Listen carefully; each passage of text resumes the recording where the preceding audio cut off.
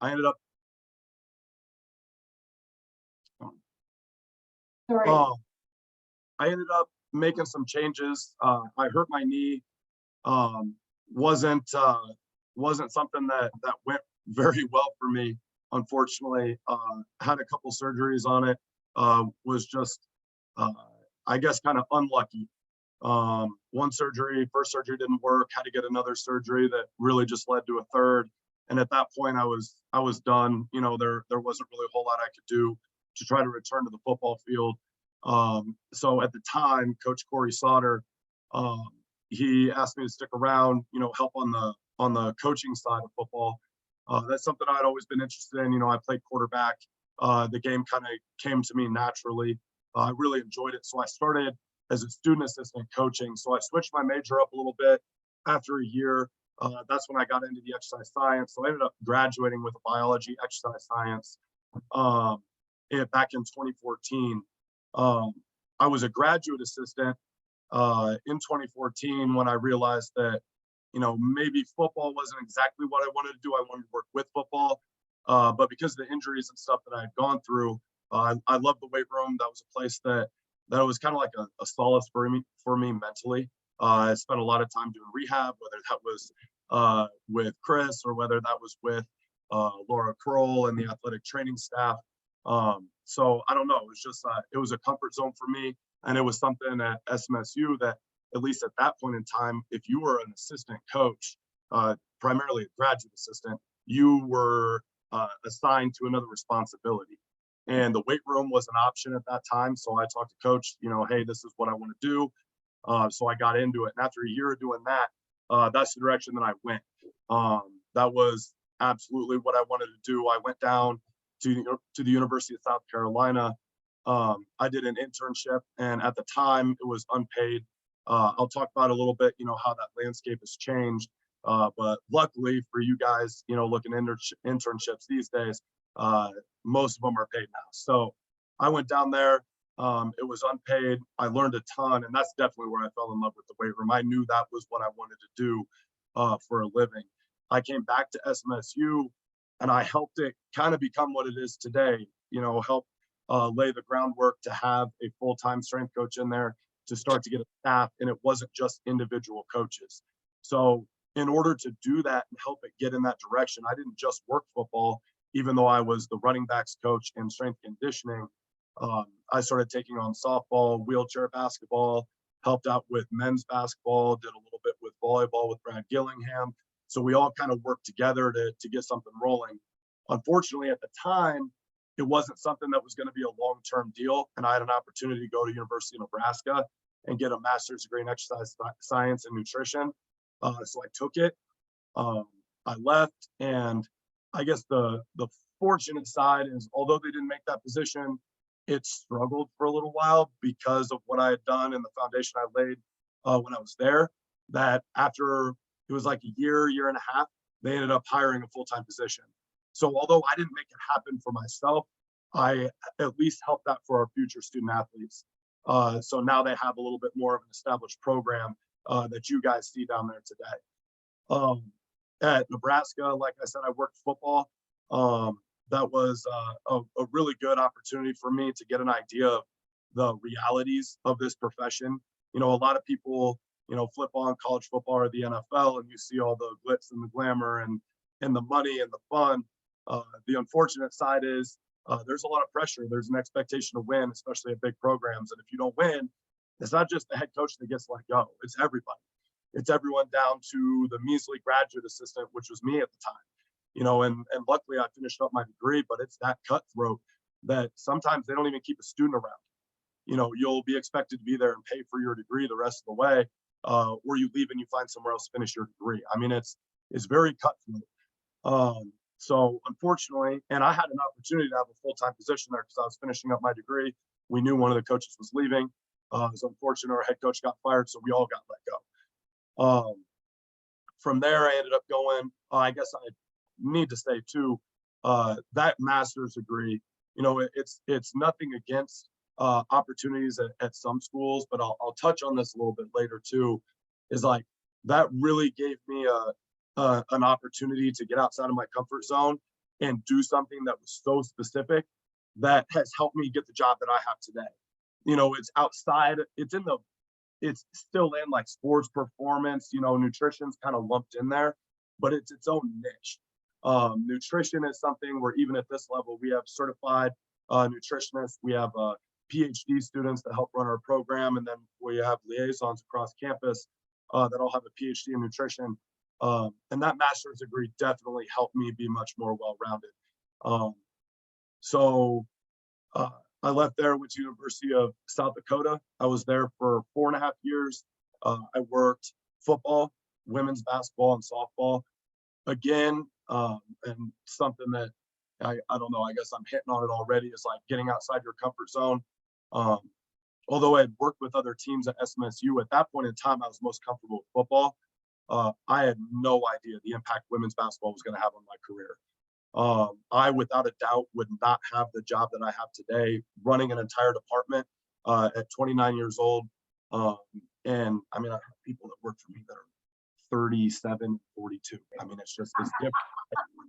So it's one of those things where, being in the field of football, you wouldn't think that women's basketball has that much of an impact, but I can't thank Dawn Plitzwhite, the head coach there at the time, her staff, for mentoring me and teaching me the things that they did, because there's no way I could do what I'm doing now without them. And it was a very successful team. We had a great staff. We made a run to the Sweet 16 last year. I was there for 4 seasons. We won 4 conference championships. We went to the NCAA tournament 4 times. We kicked the shit out of a lot of really big, really good schools, including Baylor. It was their first home loss in 4 years, and we beat them on their home court in the NCAA tournament. Unfortunately, I wasn't there because my son was born 3 days prior, so I stayed back. I was cheering very loudly from home. And then, so made it to the Sweet 16, lost to Michigan by 3 points in the Elite Eight, was 1 shot short from trying to advance there. So women's basketball is definitely a big part of my career building.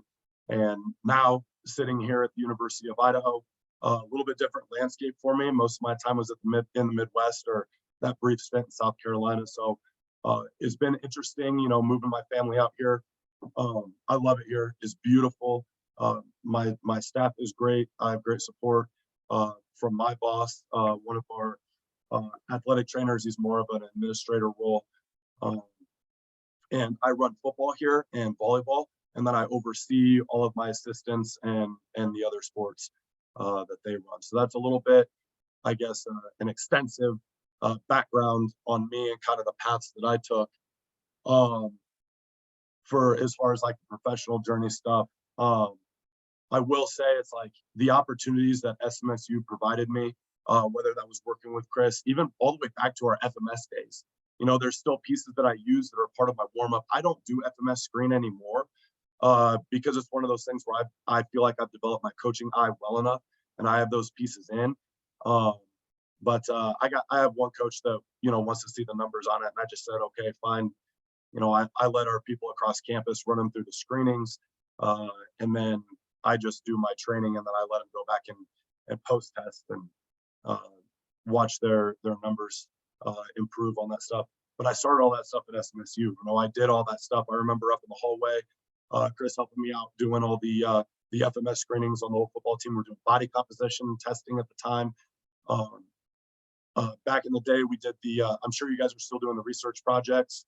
I looked at different protocols and training. I was super young at the time, and whatever, it's garbage. I don't do anything like that anymore, but at the time it was good for me. But I looked at, using a clean pull versus a deadlift and how our athletes responded to it. And I still think there's some merit to it. I would never write that same program again.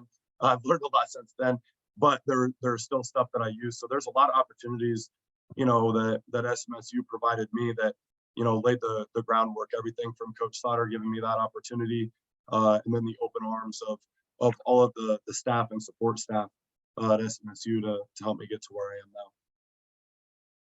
Caleb, I believe your research poster is still hanging in the hallway. Oh yeah, I'll go look at it. Don't look at that. I do a little bit different now. Well, it's wisdom, right? It's learning. Yeah. Yeah. Oh, yeah, absolutely. I mean, that's part of the process. You know, you're going to learn just as much. Well, you have to, you know, from not even necessarily a mistake, you know, but just from every piece along the way. You know, I talk to my staff, and it's a really bad analogy, but it's like mentally I have like a file cabinet, and there's certain things that I file away. It's like I'm not going to do that shit. You know, I've learned from it, whether I've seen other people do it, whether it's things that I've done and it didn't work. And then there's the good things, obviously, you know, and some of that's literal, you know, Excel files. I still have all my stuff from SMSU on one of my hard drives. I keep everything, you know, in case I need to go back and reference. There were player profiles that I developed at SMSU freaking back in 2015. I still use that same outline to this day. So, you know, it was something where, you know, I challenged myself to come up with something at that time. And yeah, I built it, I tweaked it. It looks a little bit different now, but the core of it, the outline of it is still the same. Yeah, and he's not lying. He was very influential in the way you guys train today. We were very fortunate that Caleb just jumped on in, and then we had to wait, like you said, a year before we got a certified strength coach, and it's been great. So, oh, we still appreciate a lot of that. I still show that video once in a while with you in the weight room, and maybe you had a little bit more hair back then. I don't know. Not so much anymore. Talk a little bit about so you talked about your journey, but to not worry about, so you were biology, chemistry, pre-med.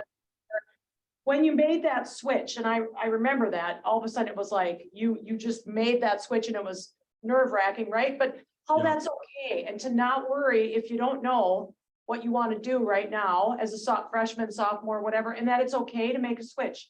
Because you were a junior, weren't you? Yeah, and I graduated a semester early, so I did it it was the start of my junior year, so I did it in a semester and a half or something or in a year and a half. Yeah. With the exercise science, I already had the biology background, so I had a lot of those pieces out of the way. But yeah, I mean, everything there towards the end was crammed in exercise science. Yeah. So just talk about how that, when you decided, okay, this is what I'm going to do, my path is going to drastically change. That was probably very stressful, but that was okay. It was, you know, but I think that's something that, you know, when I mentioned a couple other times about, you know, being willing to be uncomfortable, you know, taking risks, you know, following your gut. I'm someone I always have put in everything I have into what I do. And at first, you know, for the first 2 years of college, it was, I want to go to the route of med school. I knew I wanted to be an anesthesiologist. I had already done a ton of shadowing hours for that. But then I got hurt and my passion in sport was taken away. And it's like, I needed something to like cope with that because I didn't have a choice. You know, it was taken away. That opportunity was taken away from me. And it's like my coping mechanism, I guess, at the time was to still be involved on the coaching side. And I was like, man, I really love this. Like, this is where my heart's at. And it's like, I think I wanted to do that. Like, I thought it'd be cool. I thought it'd be a good challenge, but it's like, my passion is here. My passion is in this. And then it got so much more deep rooted in the sense that it was more like, I wanted to help be kind of what I didn't have at the time. I wanted to provide people an opportunity that I didn't get. I want to make sure that I can mentor kids that go through the same thing that I went through to maybe help them get through it. You know, the tricks of the trade along the way, the things that I learned. And that was always my driver. And that allowed me, because of that passion, it like opened me up to be willing to take more risk. Right. And I was like, I don't care. I'm moving across the country. I'm going to South Carolina for an unpaid internship. Learned a ton. Right. And then I came back to SMSU. I had that opportunity. I really enjoyed it, but I was still doing football. And it was that split between doing both. I was like, but I want to focus on this, you know, and I took a risk, you know, nothing against this. I don't say this in any derogatory, but it's a reality. And I've seen it in a number of places, but it's like, I could have gotten a very easy master's degree at SMSU, but it didn't really have anything to do with what I wanted to do. And so when I had that opportunity at Nebraska to do nutrition and exercise science, nutrition health science, I jumped all over it. You know, yeah, I was back home for me. I'm from the Omaha, Nebraska area. So yeah, there was some of that. So there was some comfort with the risk, but I had a master's degree paid for and I was already working on it. at SMSU. And I was like, nah, I'm going to take this because it's going to set me up for the future. I think it's going to give me more opportunity. So I took the risk, and I got that degree, and I pulled so much from that. I've used so much. And I think that that's one of the things like today is getting outside of my comfort zone, working with other teams, dabbling in some physical therapy stuff because of what I've gone through with my knee, doing the nutrition. That's given me, it's built me kind of like a Swiss Army knife. I have certain things that I would consider myself a specialist at, but there's a lot of things that I've just gotten experience with just from getting outside of my comfort zone. Some of it forced, I didn't want to go through 5 knee surgeries on one night. I didn't want that, but I've learned a ton from it, and that's kind of like my specialty. That's my niche. Any athlete that goes through knee injuries, and we started that at South Dakota, they rehab with me. And instead of acquiring more teams, they actually took softball away. So I just had football, women's basketball, and then any soccer player, any volleyball player, any football player that had some sort of knee injury, I rehabbed them. So I was that liaison between athletic training, physical therapy, and then the weight room. And I just talked with my supervisor the other day, and it's like, we have a kid who unfortunately got rolled up onto his ACL in our first game of the year against Washington State. And he's at the point now where we can start doing rehabs. And I was talking with him about, my plans, some of the things I've done in the past. And it's just like, I told him, like, man, I don't want to step on toes. Like, this is what we did at South Dakota, but I understand, we have different staffing here. And we just had that conversation of, it's okay to do something different. Like, this position doesn't exist. The athletic training does their own thing.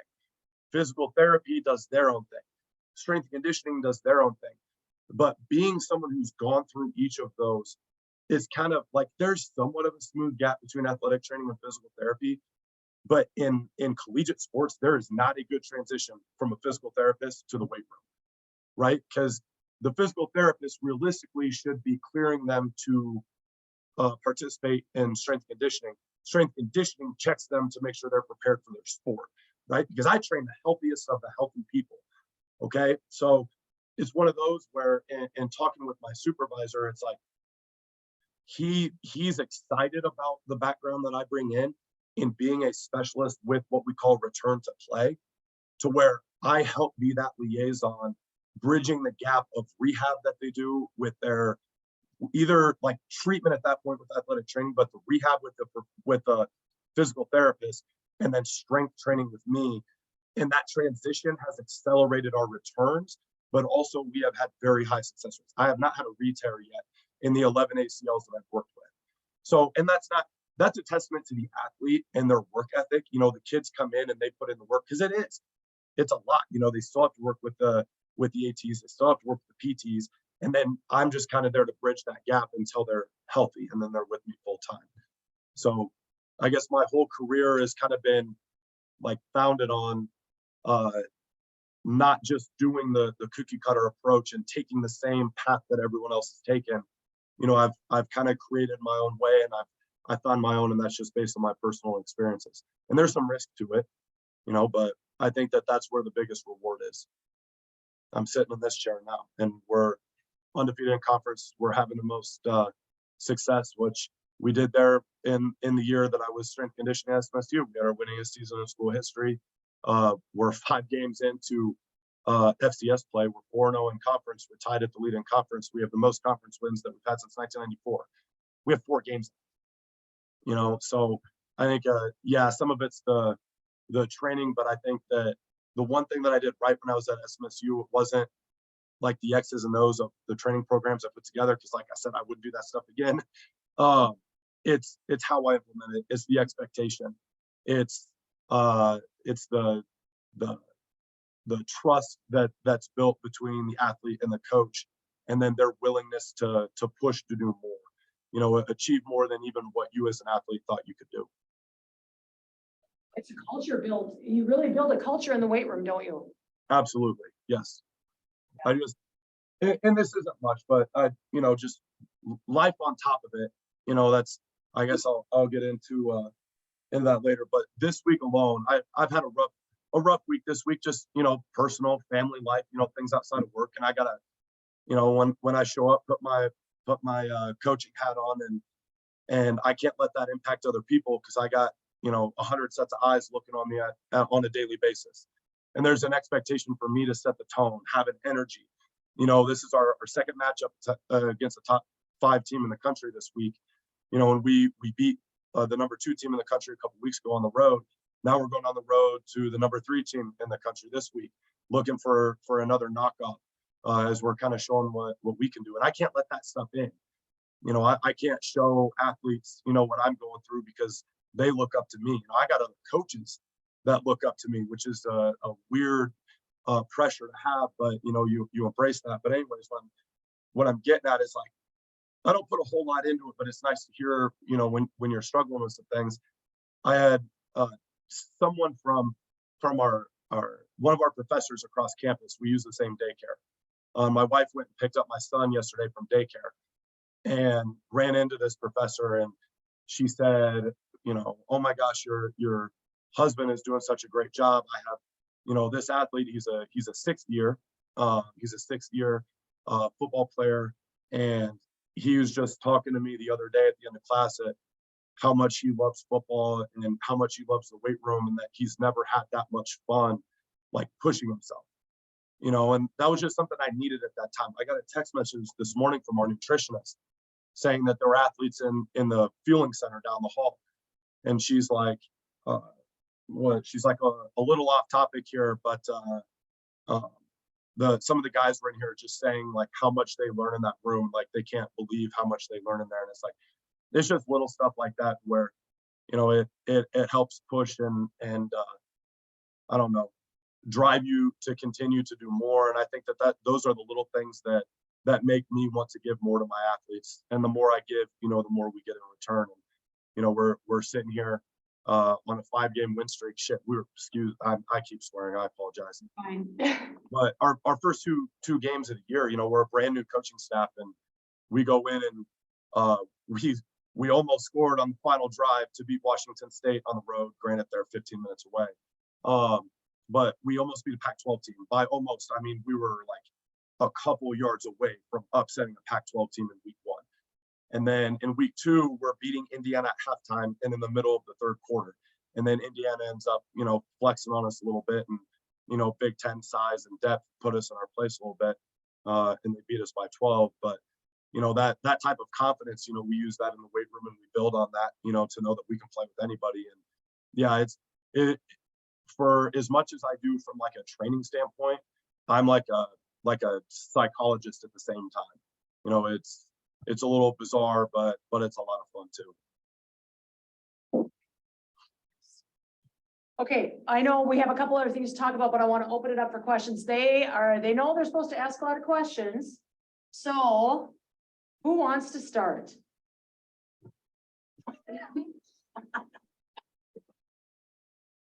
Not ready yet. Sounds like my recruiting. Everyone just stands there. There's nothing. Question? Yes. Okay. Yeah, when I was waiting to watch Caleb on TV, and I'm like, why are you not at the game? And he's like, having a baby. So I guess that was legitimate. We'll give you that. Yeah. So for these guys, so most of everybody in this room is freshmen. Anybody sophomore? No, you're a sophomore. Okay, so think back to when that was you. And what I like by having you all SMSU alumni come back and talk about that being uncomfortable and taking risks. How'd you get there? Well, I think the start of it, I had a little bit of it naturally, just being an athlete. How many athletes are in this class? Almost all. Okay. So, and from various sports though, too, it's like you've been put in adverse situations in your sport, right? Whether it's softball and you're at the plate and there's 2 outs in the 7th inning and you got to come up with a hit, you've got to find a way to score that run, and you more than likely embrace that type of pressure. If you're a basketball player and it's a close game in the 4th quarter and you get fouled, you're at the free throw line, you embrace that opportunity to knock down some shots at the free throw line. So I think it was just like that, like innate athletic sense in me that embraced discomfort, to face some adverse situations. And then like I said, unfortunately, some of it was forced on me.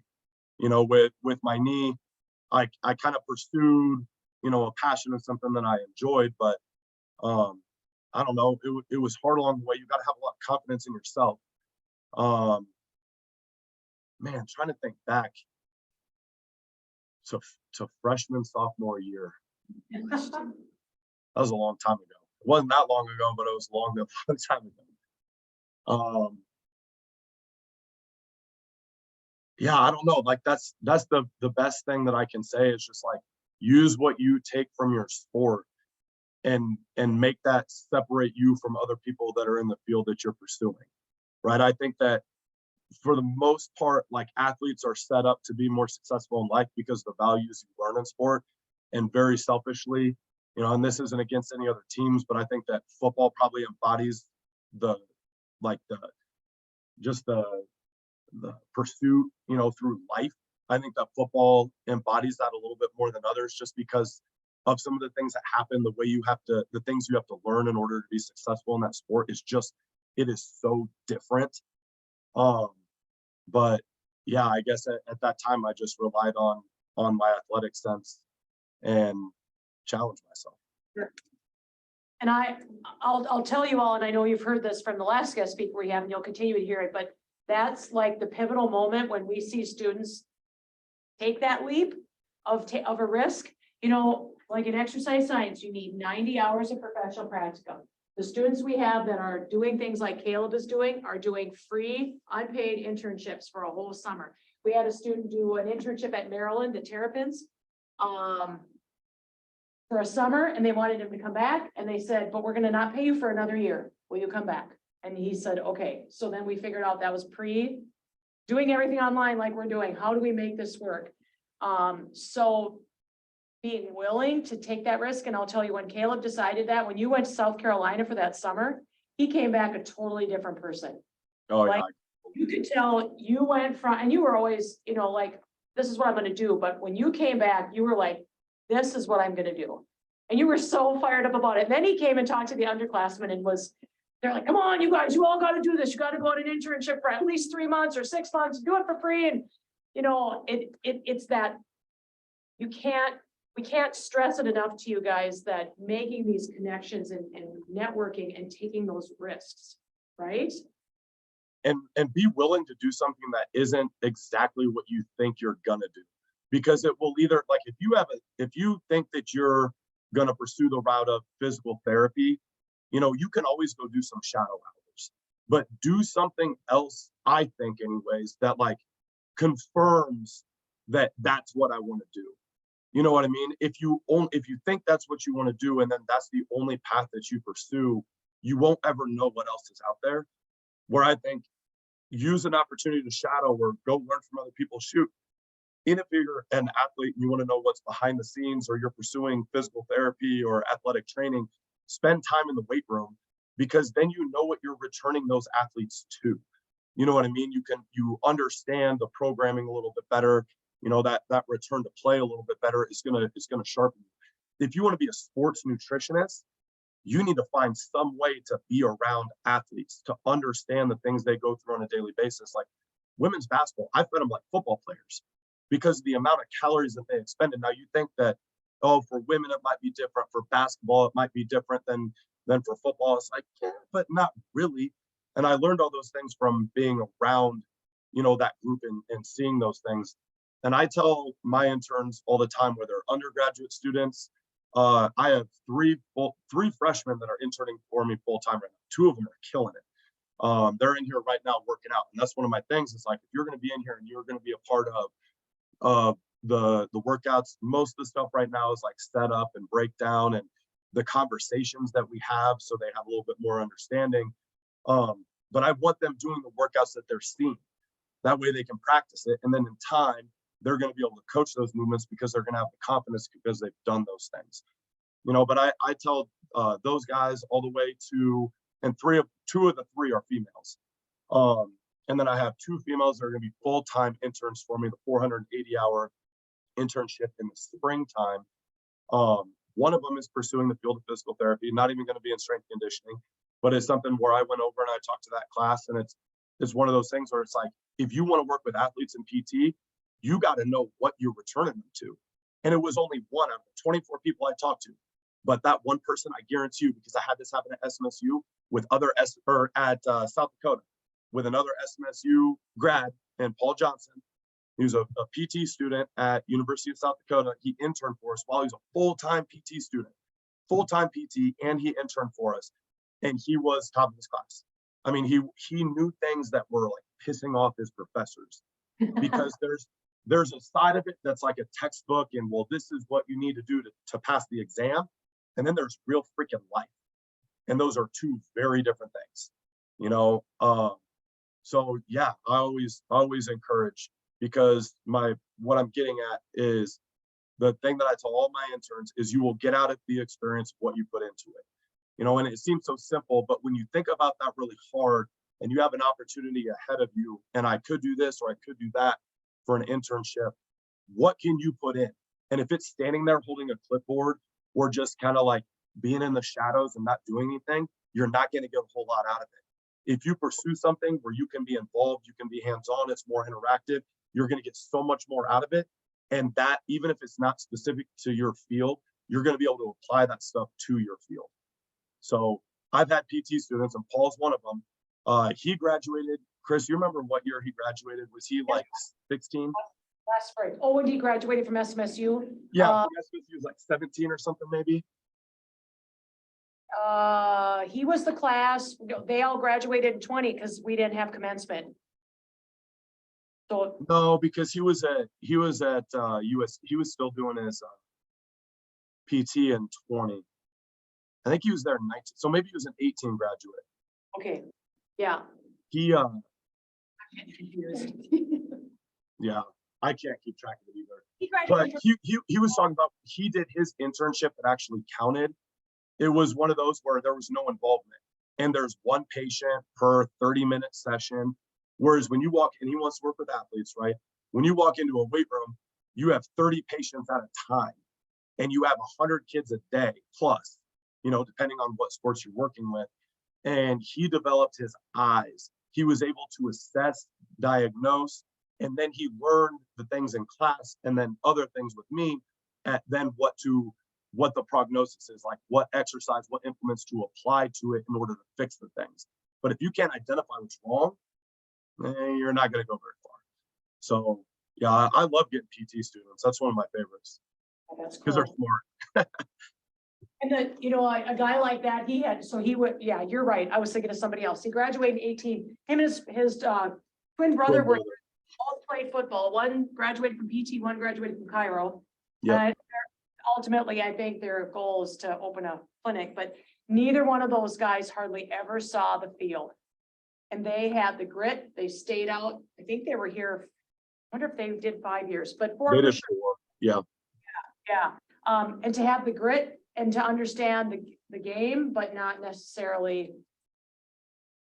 I know one of them played, maybe Lucas, but anyway, one of them, they didn't get a lot of playing time, but they just fell in love with the sport, and they were so cerebral. And I'm glad you brought that up, because we have students all over the country that will intern because we have SMSU alumni like Caleb out there.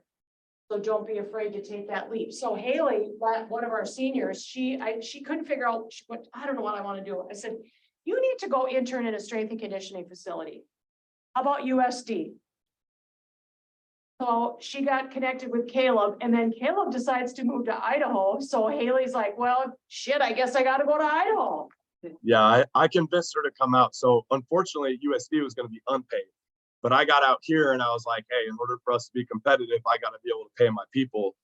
And they did. You know, like I said, my supervisor, he's pretty great. And we got her out here. She interned over the summer. We got her back in time for soccer to report, you know, for her senior year. And I told her we had a little get together, you know, to say thank you to her for being out here and to kind of celebrate, you know, how summer was going. We had a little get together at my place, and I told her, you know, before she left, I said, if you want to come back here when you graduate in May, if you want to come back and be a graduate assistant, there's a spot here for you. So she has an opportunity. I'm not bugging her about it. Every now and then I check in. to give her shit about soccer only tying and, not being able to score to tie to get some wins. I'm sorry if there's some soccer players in here. That's a lot of ties though. That's a lot of ties, I know. Like 7 or 9 ties on the season. Yeah. So yeah, I give her a time about that every now and then, but she knows, by Thanksgiving time, I wanted to give her through the duration of her senior season, but then to give me a heads up. And if this is something that she thinks she wants to pursue, she has the opportunity to get a free master's degree and get paid while she's doing it. He's really trying hard to get a hold of that director of the program though, so she knows what prereqs to take. Oh, okay. Well, she got to let me know that stuff so I can reach out to them. We got good people here because they'll help her out. She's like, I don't want to bug Caleb. I said, I think you need to bug Caleb. I'll tell her that. She needs to bother me. Yeah, no, tell her to let me know for sure, because I know nutrition is something that she was potentially interested in too, because I got her connected with our nutrition staff while she was out here. And I recommended to her, she kind of pursues the same path as me. Now, there's not a whole lot of opportunities to work and get paid and get your school done at the same time.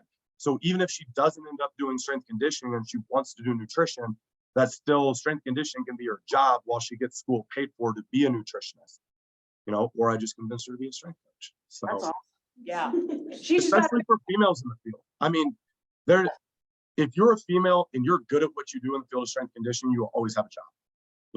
When I get old, no one's going to want an old white guy anymore. Like, it's just not a thing. I'm not going to be able to relate with people. It's not a deal. I make it a point for my minority athletes to know the opportunities that are in this field. And if you love athletics and you love training, you will always have an opportunity for a job. Always are going to be there. There's too many white males in our field, and it doesn't challenge people. It doesn't make anyone better. And I'm one of them, but I try to admit that, acknowledge it, and be better for it, and make sure that I educate people on the opportunities that are out there. So, right now I've got Oscar Ramos, a Hispanic member on our staff. He's freaking killing it right now. I've already got him for a job at the University of Tulsa. There's places, and this isn't one of those situations, but I've had coaches reach out where you have to hire a minority coach. And you guys may have heard of this in the NFL, and it's true in college too. And I hate that it has to be a thing. That's bad. That's bad. I think that it's bad on strength coaches that we haven't gotten enough excitement and interest in what we do, that more people are just, knocking at the door being like, man, I want to get involved with this after I graduate. That's what I put on my shoulders. That's what I can bring to this profession as opportunity, right? I don't think that should be something that's forced, and enforced. But I look for that mostly because I want there to be a good, comfortable environment amongst my staff. I want every athlete to feel like they can relate to our coaches in some way, shape, or form. And with me, I feel like I can relate to anyone from anywhere with any background if we have a mutual love for athletics, right? Because deep down, I'm a competitor, and I will find that competitor in you, and we will bond over how to bring that competitiveness out. So that's something that I take a lot of pride in. And again, that's like the psychology of what we do, is providing opportunities for people who think that this isn't something that they can do, or there aren't opportunities for them. Awesome. And I just love that it's gotten so much more scientific and cerebral. Like, you ladies, I love telling old strength coaches who think they know what they're doing, the science behind it, what's wrong. It's really fun. I had to do some of that this summer, like some 55-year-old dude who thought, yeah, whatever, we can show them, right? But it's gotten so scientific. And like you said, that bridge in the gap, I mean, I'm a PT. There's a lot of PTs who think they can do strength conditioning and they can't. It's a totally different world. So to work as a team, that's huge. And the big thing for you as a really good scientific and evidence-based and using your wisdom, we're not seeing athletes get hurt as much. And if they are, they're returning a whole lot faster and they're not getting re-injured. That's huge. Yeah, that's absolutely a big part, and I work very closely with our athletic training staff, and there's a lot of things where I get very antsy about that stuff. I want to see things as we go. That's gonna impact the way that we warm up, especially in season. Things that we address. We've had a number of concussion issues this year, mostly in our freshman class, which is just weird. we've only had 2 concussions in our veteran players, and our freshmen, we've had like 12. It's like, what is up with that? And it just may be something, it works that way sometimes, but you're darn right. We do more stuff to try to prevent some of that. We do a lot more neck work, not your traditional neck work. I have, some pretty, I don't know, specific protocols for what we do with that, as far as like teaching your body how to tense up, reacting to a hit, to contact that's about to come. So we do it a little bit different. But then we also do a lot of foot and ankle work. We were going through some ankle sprains at the time. We do way more foot and ankle work. We do a lot of barefoot training in the off season, to try to help strengthen the feet, get them out of their shoes and prevent against that. So yeah, I mean, a lot of it is looking at, what injuries are we facing right now, and then what can we implement in our programs to try to prevent some of that stuff. And a lot of that stuff's driven on analytics. It's the data that we collect. I'm not a strength coach that's, hell-bent on maxing out, having our numbers go up. I'm about the W's and a very small injury report. And so far we have both of those 2 things. So I just got here in June. It's numbers aren't something we're chasing in the weight room. We're not really driving things right now. We're doing a lot of things to try to develop holistically. We're doing a ton of postural things. That's a really big foundational piece of what I do. My guys are so tired, and volleyball too, of hearing me say perfect posture. Everything we do always reverts back to perfect anatomical position. Yeah, it's not about the numbers. It's about making sure we can reinforce that, because that's the position you're going to get into as a competitor. We need to keep you healthy in those. And if it doesn't translate to the field or the court, then I'm just wasting your time, getting you up at 6 o'clock for nothing. All right, so we've kind of helped you guys out. Now it's time for you guys to ask questions. Got 5 minutes. Pick this guy's brain. Obviously, he knows a lot. Is anyone interested in pursuing something that's sports performance, nutrition, physical therapy, occupational therapy, anything like that? So we've got a few. Do you guys know what types of opportunities there are out there in your fields? I even with physical therapy, there's so many different avenues that you can go down. Do you guys know, is it just kind of a general sense of this is what I want to do? Or is it like, this is the path that I want to take? I think they're getting there. Caleb, I'll tell you what the hardest thing has been over COVID is not being able to job shadow. It's been a real. Yeah. That's the only right. And you said that. That's the only way to know is you got to get in there. And so things are starting to open back up in the, so to get these guys out there and shadowing and stuff is going to be big. Yep. Yep. All right. Well, now you know, Caleb, if anybody gets to that point, wants a good internship. We have, like I said, we have a lot of people, alumni all over the country that we can set you up with. You just got to take the leap, right? Yep. You just got to be willing to do that, because you're gonna rise above the people who aren't. And there's a lot more people out there that are just faking it and making their way than you'd think. You think that a lot of people they know what they're doing, and you'll find out once you get out there, there's a lot of people who don't. Don't be the faker. Don't be a faker. Be the person that just skates by. I joke with our athletes sometimes. I had a doctor, to kind of go on a little rant. I had a doctor that cleared an orthopedic surgeon that cleared a football player broke his collarbone, returned x-rays, everything looked healthy, returned him to play football, but he's not allowed to do any vertical or horizontal pressing. Oh, makes a lot of sense. That's interesting, that we don't need to strengthen something that he's been limited and modified in for the last 8 weeks that he had surgery and was in a sling, but we can throw him right back out there and play football. And it's one of those deals where there's always a doctor who graduated at the bottom of their class. Yeah. There's always those people out there. Don't be those people. Pay attention in class, take your notes. And the thing is if you find what you're passionate about, you'll never be that person. Find something that you're passionate in. My job requires a ton of hours.